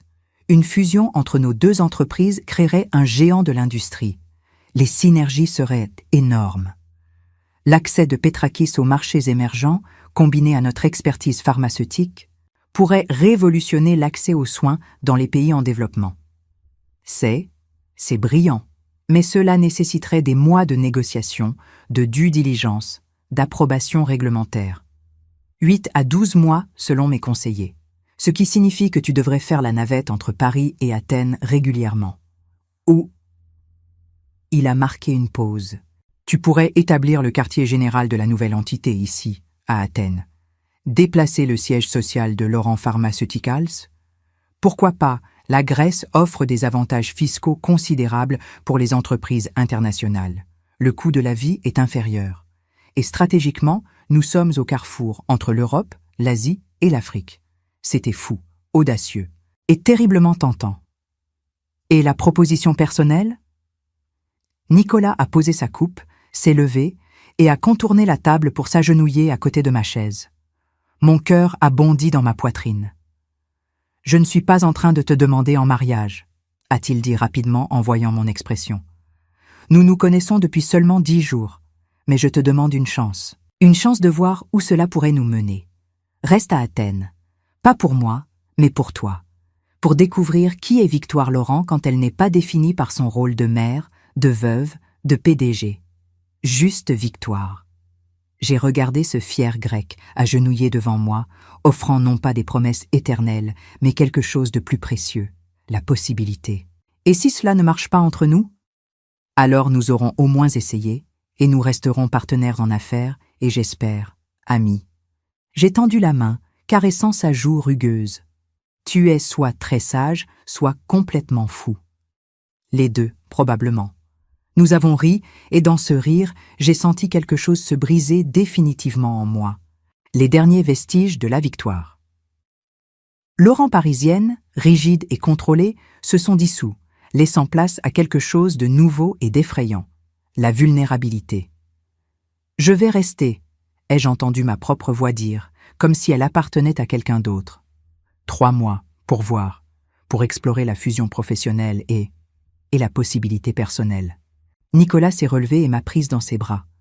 Nous sommes restés ainsi, enlacés sur ce ponton flottant, bercés par le mouvement des vagues.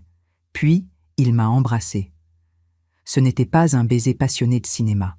C'était doux, hésitant, comme 2 personnes apprenant un nouveau langage. Mais c'était réel. Et après tant d'années à jouer des rôles, le réel était infiniment plus précieux que le parfait. Les semaines suivantes ont été un tourbillon. J'ai annoncé à mon conseil d'administration à Paris que j'explorais une fusion stratégique avec Petrakis Energy. La nouvelle a été accueillie avec un mélange d'enthousiasme et de scepticisme. Plusieurs membres ont exprimé des inquiétudes sur le fait de déplacer le siège social hors de France. « Madame Laurent », a dit notre CFO lors d'une vidéoconférence, « c'est une décision majeure qui pourrait aliéner nos actionnaires français. » Nos actionnaires, ai-je répondu fermement, se soucient des profits et de la croissance. Si cette fusion double notre valeur marchande, comme les projections le suggèrent, ils applaudiront. J'ai loué un appartement à Athènes, dans le quartier de Kolonaki, avec vue sur la colline de Lycabette. 2 chambres, terrasse avec jardin, cuisine moderne. Rien de comparable à mon penthouse avenue Foch, mais c'était à moi, choisi par moi, pour moi.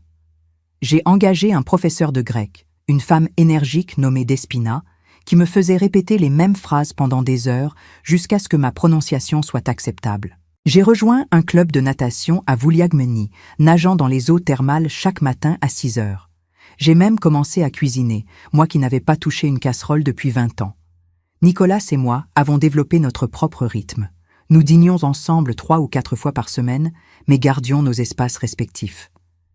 Il ne m'a jamais demandé de m'installer chez lui, et je ne l'ai jamais suggéré. Nous construisions quelque chose lentement, prudemment. 2 personnes mûres sachant que rien de précieux ne se construit dans la précipitation. La fusion progressait.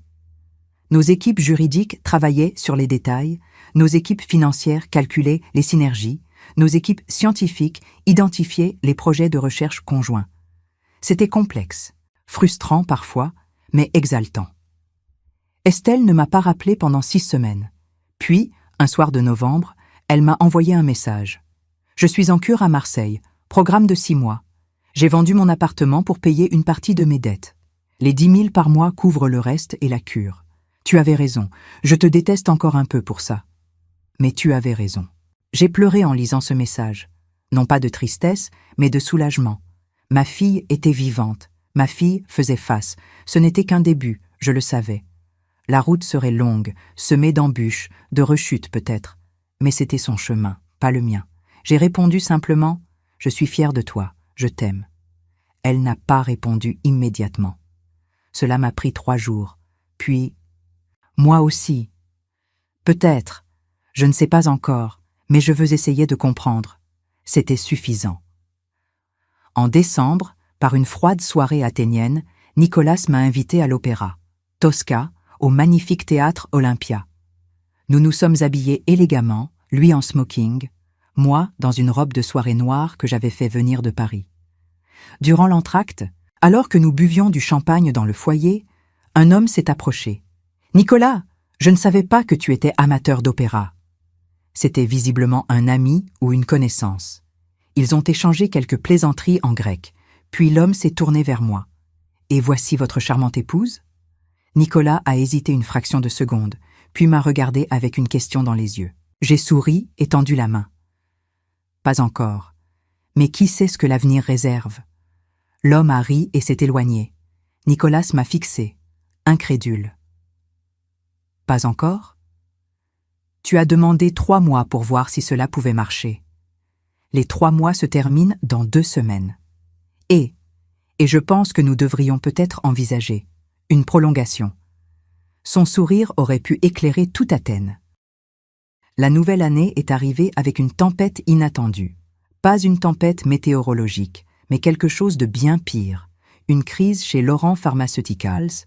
Notre plus grand client, un consortium africain représentant 23 pays, menaçait de rompre ses contrats à cause de rumeurs selon lesquelles la fusion avec Petrakis Energy conduirait à une augmentation des prix. J'ai dû rentrer d'urgence à Paris en janvier. Mon premier retour depuis mon départ forcé en septembre. L'appartement avenue Foch sentait le renfermer. La femme de ménage avait fait son travail, mais l'endroit semblait mort, figé dans le temps. Les photos de famille me regardaient depuis leurs cadres argentés. Estelle enfant, souriante et innocente. Philippe et moi, le jour de notre mariage, jeunes et pleins d'espoir. La famille au complet lors de vacances à Saint-Tropez, une illusion de bonheur parfait. J'ai passé 2 semaines épuisantes à éteindre des feux. Réunion avec le consortium africain pour les rassurer. Vidéoconférence avec les actionnaires nerveux. Conférence de presse pour contrôler le récit médiatique. Je me suis retrouvé plongé dans mon ancienne vie, portant mes anciens tailleurs, assistant à mes anciens dîners mondains, échangeant des banalités polies avec des gens dont je ne me rappelais même plus les noms. Mais quelque chose avait changé. Ou plutôt, j'avais changé. Ces rituels qui définissaient autrefois ma vie me semblaient maintenant creux et épuisants. Les conversations superficielles sur les derniers spectacles au Palais Garnier, les potins sur qui divorce qui a acheté quel yacht. Tout cela me paraissait futile. Nicolas m'appelait chaque soir. Nous parlions pendant des heures, et sa voix était la seule chose qui rendait Paris supportable. « Tu manques à Athènes, » disait-il. « Athènes me manque, » répondais-je. « Tu me manques. Alors rentre. Bientôt, je dois d'abord stabiliser la situation ici. » Mais bientôt se transformait en jours, puis en semaines. La crise chez Laurent Pharmaceuticals s'aggravait. Des fuites dans la presse suggéraient que j'abandonnais l'entreprise pour une aventure amoureuse en Grèce. Le conseil d'administration était divisé. Certains membres soutenaient en la fusion, d'autres exigeaient mon retour permanent à Paris. Puis, lors d'une réunion particulièrement houleuse fin janvier, quelque chose d'inattendu s'est produit. Notre directeur des opérations, Marc Dubois, un homme avec qui je travaillais depuis 15 ans, s'est levé. « Avec tout le respect que je vous dois, Madame Laurent, je pense qu'il est temps d'être honnête. Cette entreprise ne dépend pas de votre présence physique à Paris. Elle ne l'a jamais fait. Vous êtes brillante, visionnaire, mais vous n'êtes pas indispensable. Personne ne l'est. » Le silence dans la salle était assourdissant. Plusieurs membres semblaient choqués par cette franchise brutale. Mais Marc a continué.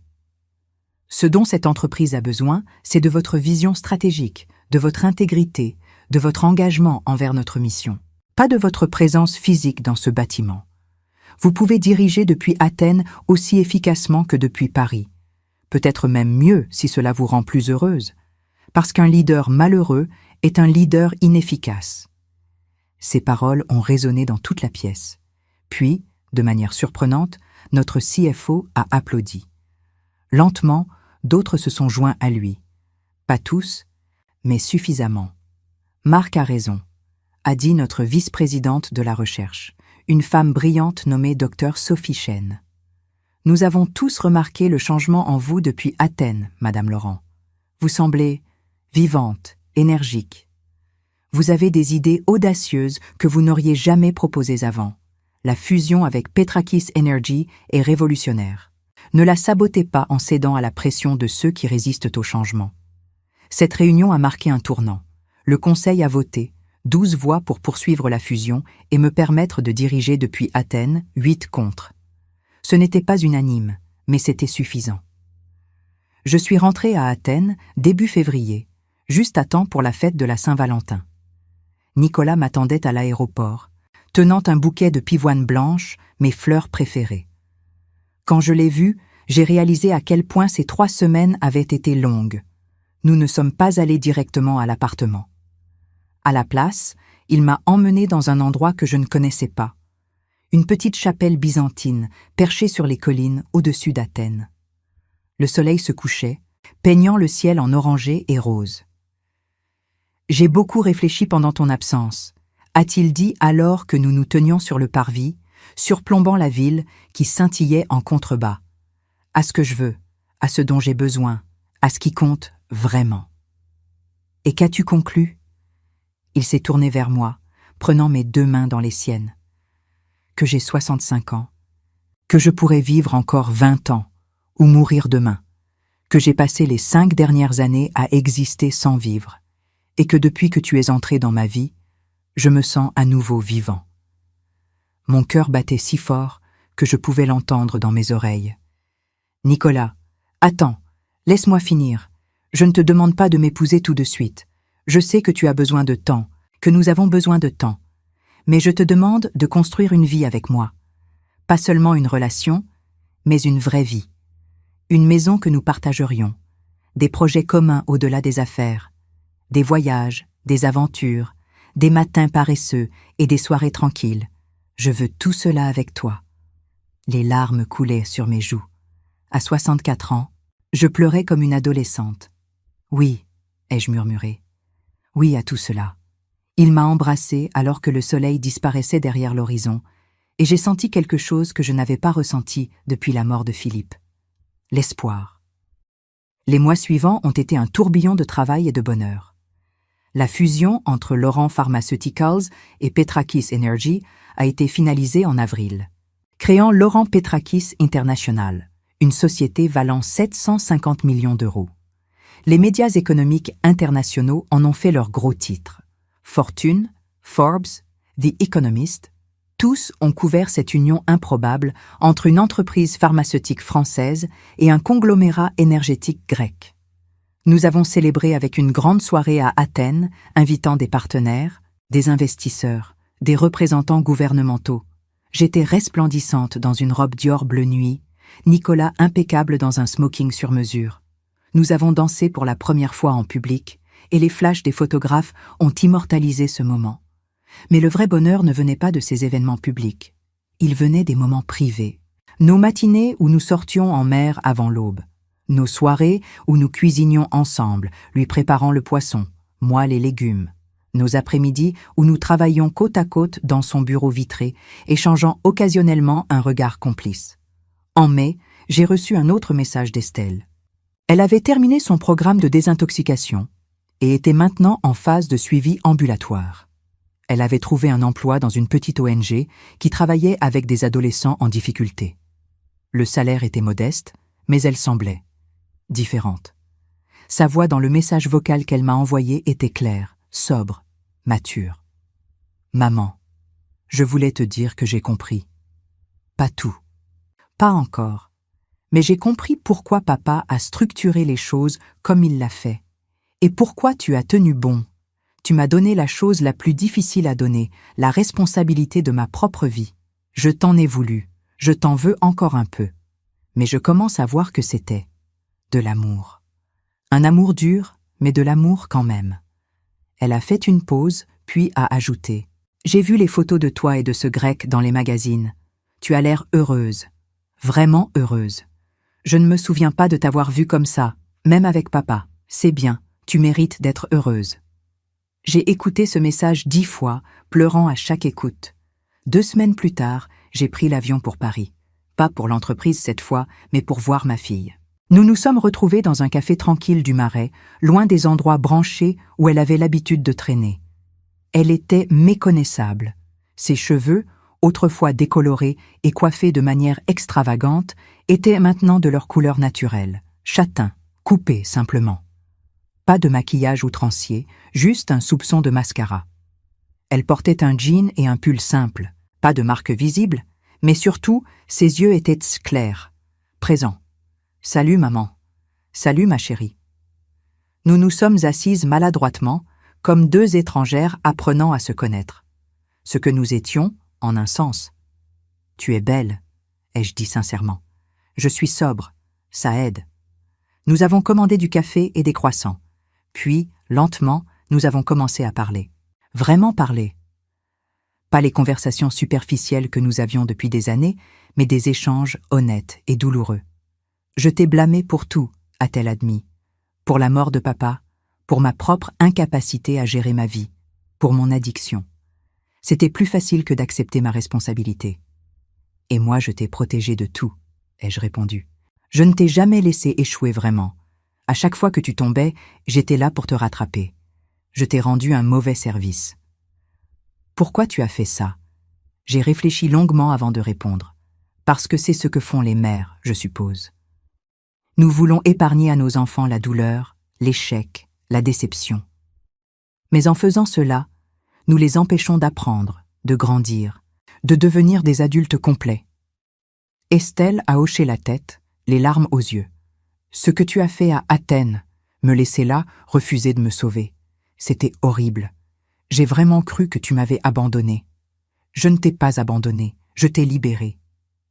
Je commence à comprendre la différence. Nous avons parlé pendant 3 heures. Elle m'a raconté sa descente. Comment le jeu en ligne avait commencé comme une distraction, puis était devenu une obsession. Comment la cocaïne l'aidait à tenir lors des événements interminables où elle devait être on.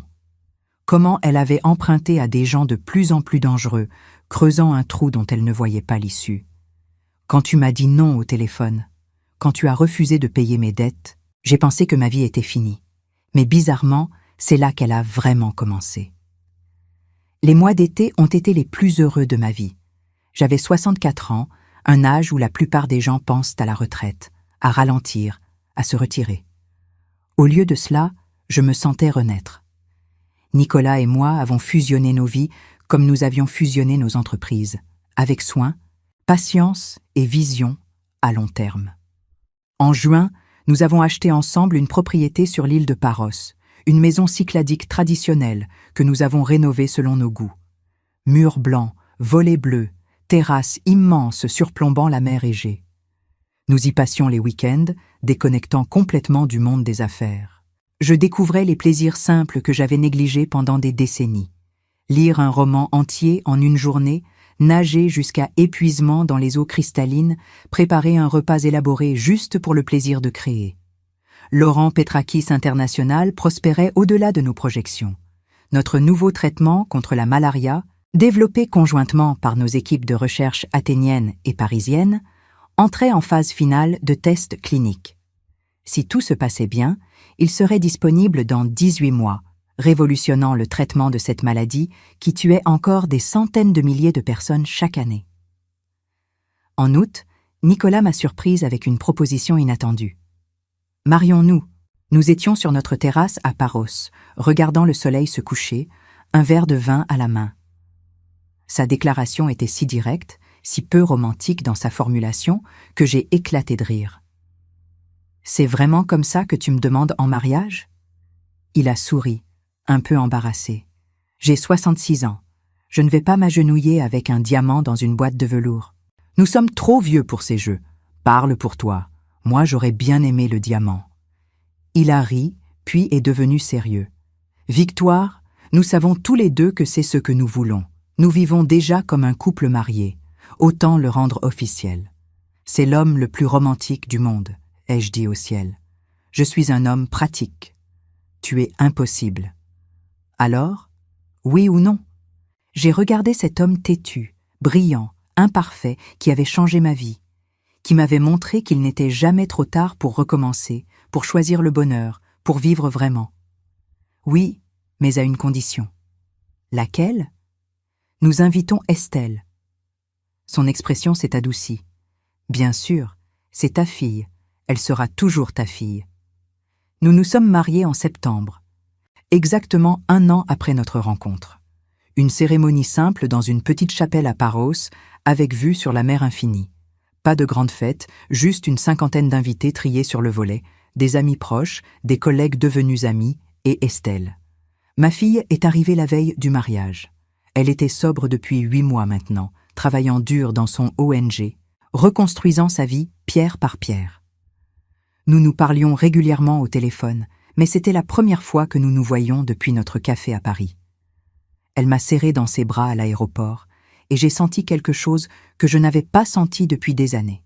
Une connexion réelle. Pas le fossé toxique qui nous avait séparés, mais un pont fragile en construction. « Tu es magnifique, maman », a-t-elle dit en voyant ma robe simple mais élégante en soie ivoire. « Merci d'être venue. Je ne l'aurais manqué pour rien au monde. Tu mérites d'être heureuse. Et ce Nicolas. » Elle a souri. Il te regarde comme papa te regardait. Comme si tu étais la personne la plus fascinante du monde. Mes yeux se sont remplis de larmes. « Tu me pardonnes ?» Pour Athènes. Elle a pris mes mains dans les siennes. « Il n'y a rien à pardonner. Tu m'as sauvé la vie en refusant de me sauver. Je comprends ça maintenant. Tu as été courageuse quand j'avais besoin de courage, pas de facilité. » La cérémonie a été simple et émouvante. Un prêtre orthodoxe grec a béni notre union dans un mélange de grec et de français. Nous avons échangé des anneaux simples en or. Quand Nicolas m'a embrassée, nos invités ont applaudi, et j'ai entendu Estelle pleurer doucement de joie. La réception s'est tenue dans le jardin de notre maison, sous les oliviers centenaires. Nourriture grecque traditionnelle, musique live, danse jusqu'aux petites heures. J'ai dansé avec Nicolas, avec des amis, et enfin avec Estelle. « Je vais devenir tata », a-t-elle murmuré pendant que nous tournions lentement. « Quoi ? Mon petit ami et moi nous parlons d'avoir des enfants. Dans quelques années, quand je serai vraiment stable, il travaille dans la même ONG, il est incroyable, tu vas l'adorer. » Mon cœur s'est gonflé de joie et d'espoir. Ma fille pensait à l'avenir. Elle faisait des plans, elle construisait quelque chose de réel. J'aimerais beaucoup le rencontrer. Viens nous voir à Paris le mois prochain, tous les deux, Nicolas et toi. Nous viendrons.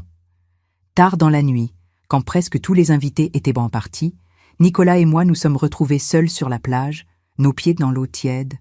La lune était pleine, transformant la mer en argent liquide. « Madame Petrakis Laurent », a-t-il dit. « Comment te sens-tu » Nous avions décidé de combiner nos noms professionnellement et personnellement. C'était plus compliqué légalement, mais cela représentait qui nous étions. 2 égaux, 2 partenaires, construisant quelque chose de nouveau ensemble. « Vivante », ai-je répondu. Pour la première fois depuis des années, complètement vivante. « Tu regrettes Paris ?» J'ai réfléchi honnêtement à sa question. Je regrette ce que Paris représentait. Sécurité, prévisibilité, confort. Mais non, je ne regrette pas Paris. Ma vie là-bas était dorée, mais vide. Ici, avec toi, elle est imparfaite, mais pleine. Et Estelle ? Estelle et moi ne serons jamais ce que j'avais imaginé quand elle était petite. Nous ne serons pas ces mères et filles qui font du shopping ensemble et partagent tous leurs secrets. Mais nous sommes en train de construire quelque chose de différent, quelque chose d'honnête. Et peut-être que c'est mieux. Nicolas m'a attiré contre lui et nous sommes restés ainsi longtemps, regardant les étoiles se refléter dans la mer. « Sais-tu ce que je trouve extraordinaire ?» a-t-il dit finalement. « Quoi ? Qu'il y a 1 an, tu étais abandonné dans une chambre d'hôtel à Athènes, sans passeport, sans argent, trahi par ta propre fille. Et maintenant ? Et maintenant, je suis mariée à un Grec têtu sur une île perdue en Méditerranée. Exactement. La vie est étrange. La vie est belle. Nous sommes rentrés à la maison main dans la main. Notre maison, notre vie. Les mois suivants ont été remplis de travail et de joie. Laurent Petrakis International a ouvert un nouveau centre de recherche à Athènes, employant 300 scientifiques. Notre traitement contre la malaria a été approuvé par l'Organisation mondiale de la santé. Nous avons signé des accords pour le distribuer gratuitement dans 40 pays africains. Estelle est venue nous rendre visite à Noël avec son petit ami, Thomas, un travailleur social de 32 ans avec un cœur énorme et des idées idéalistes qui me rappelaient Philippe. Nous avons passé une semaine ensemble, explorant les îles grecques, partageant des repas, construisant lentement une relation familiale nouvelle.